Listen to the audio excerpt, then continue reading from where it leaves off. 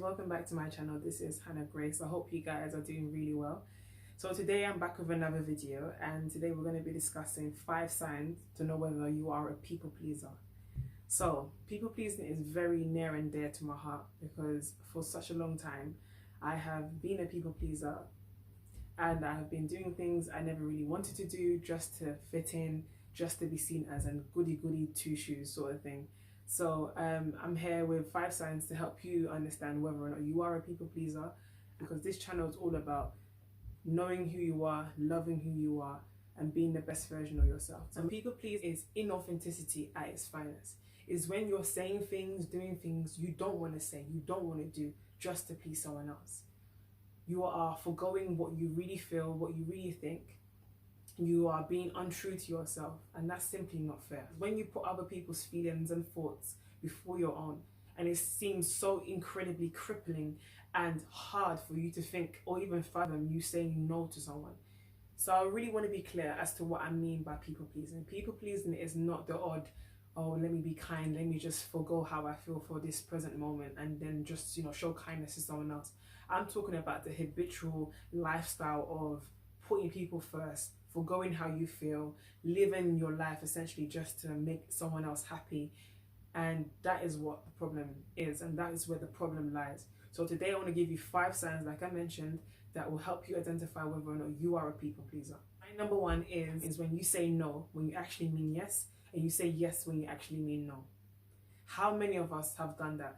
How many of us have said yes when in our hearts, if we are true to ourselves and if we're honest with ourselves, we really want to say no? This creates a incoherence between how we actually feel within ourselves, how we are honestly feeling, and what we project and what we say and display to other people, what we say and what we do.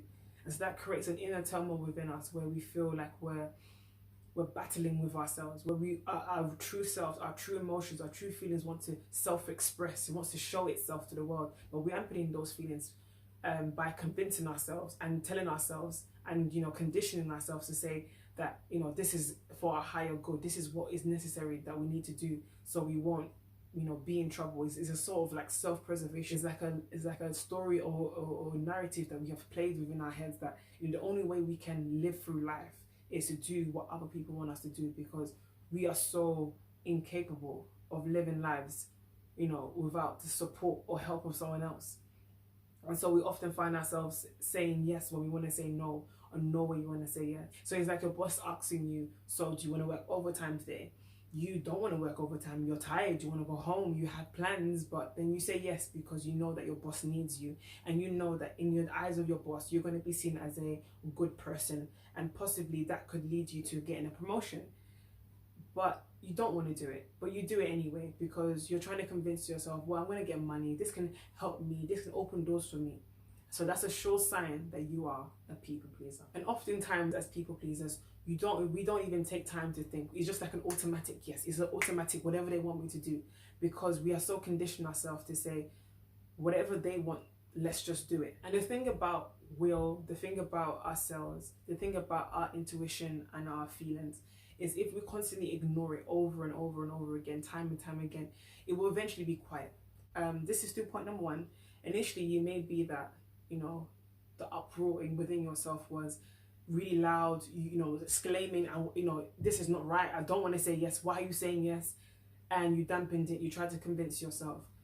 The more you keep doing it, the more you do it, that voice gets quieter and quieter and quieter, because now you have conditioned it to not have a voice, to justify it by saying, this is such an uncomfortable situation I'm in, it's a pressurized situation, and the only way I can exit this situation without losing my head, without going crazy, without more stress and more pressure, because you don't know how to handle conflict, you don't know how to be at odds or stand your ground. So you just say, in order for me to preserve myself, preserve my sanity, to preserve my peace, let me just do what this person wants me to do, because in that way, even if I don't want to, I can patch myself up later on and things can be okay, but let me just exit this situation now. So point number 2 is, stemming from point number 1, is that we lack self-assuredness, and self-assuredness stems from low self-esteem and low self-trust. By this I mean that you are within yourself very unsure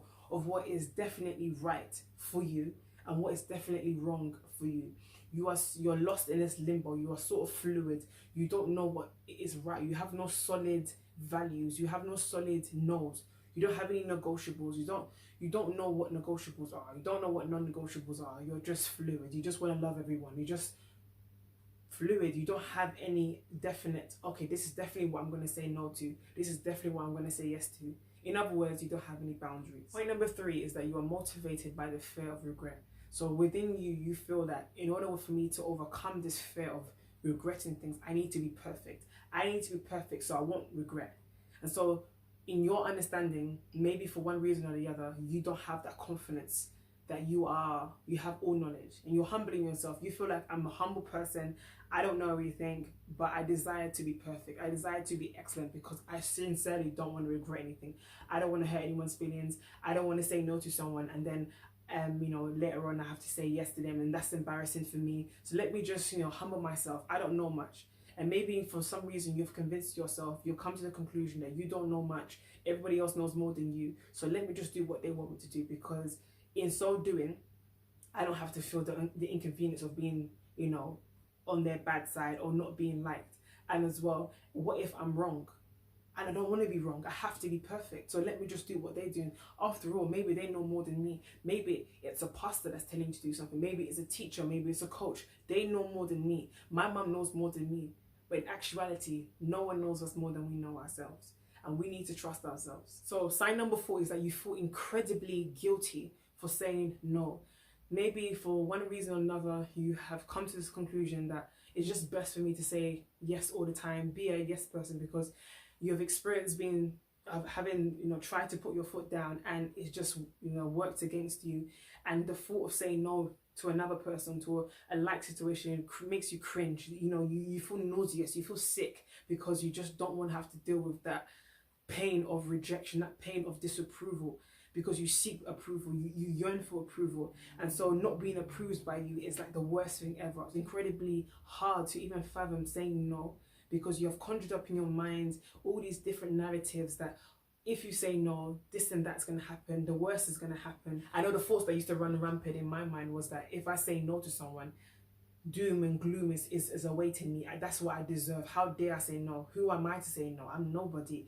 And that all stems from a place of unworthiness. An example of this is you're in church, your pastor has asked you to do something that you know within yourself that it's not like it's ungodly, it's not like it's sinful, but it just doesn't really resonate with you. But you feel, well, because he's a man of God, because he spent hours praying, before God, and, because he knows more than me, and who am I? I'm just a church member that loves God. Let me just do what he wants me to do. Let me just do what he wants me to do. God knows whether he's speaking from a place of righteousness or he's speaking from the flesh. But let me just do what he wants me to do. And it goes against how you feel. And you're pleasing him. And that can happen from the smallest thing, give an offering that's beyond what you feel comfortable to give, to join this department. And it just comes down to just saying, who are you? Do you know who you are? Again, it comes down to boundaries. Do you know what is definitely a yes for you? Do you know what is definitely a no for you? And where are the in-betweens? Well, sign 5 is that you have expectations and not boundaries. There are a lot of people pleasers out here which expect things from people, but have not yet communicated these things. And when it's not forthcoming, they become resentful. It's like someone, like a childminder I had looking after my son. She, stated her price, her daily rate. I said, okay, it's fine. And then she was doing all these extra things, washing his clothes, washing his pot, wonderful extra things. And I was thinking, this is brilliant. Thank God, it's really helpful for me, But she was doing all of that for me to then turn around and say, okay, take extra money. Bearing in mind that I had given her extra anyway because her rates were quite low. So I said, let me give her extra anyway. But she was doing all these things in hope that she can get more. And when it wasn't forthcoming because it wasn't in my budget, it wasn't something I wanted to do, she was upset. And she changed how she was treating me and treating my son to the point where she said, she can't look after him for one reason or the other, which is fine. But it's just an example to let you know that when you're a people pleaser, you tend to, do things in hopes that you can get. If any of these points have resonated with you, please give it a thumbs up. So if point number 1 has resonated with you, give it a thumbs up. 4, 3, if any of these points have resonated with you, please give it a thumbs up. So at the end of the day, we have to understand that people pleasing, it comes from somewhere, and it comes from a place of fear.